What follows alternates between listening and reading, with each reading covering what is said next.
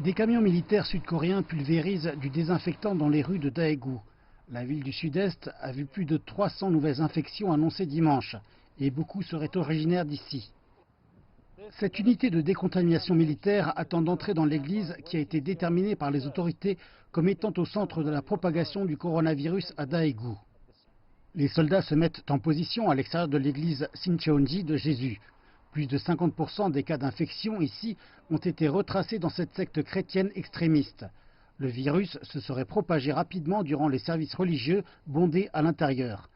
La secte Sincheonji dit cependant qu'elle a été injustement ciblée comme source de l'épidémie actuelle. Je vous demande de rejeter la haine et les critiques contre nos membres.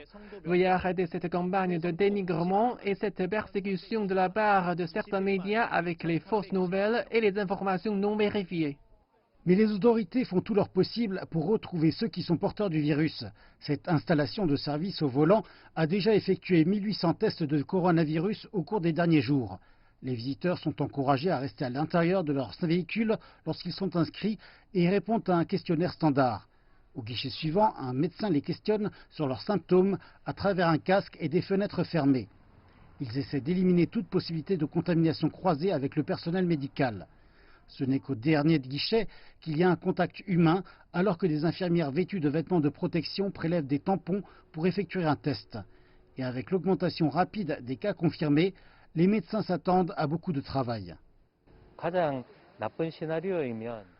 Le scénario le plus pessimiste serait de découvrir davantage de cas confirmés. Je ne peux pas dire si cela se produira, mais nous espérons que nous pourrons diagnostiquer les gens le plus tôt possible et maîtriser la situation. Avec des centres comme celui-ci fonctionnant 24 heures sur 24, les autorités obtiennent une image précise du nombre de cas, même si ce sont des révélations qui ne sont pas de bonnes nouvelles.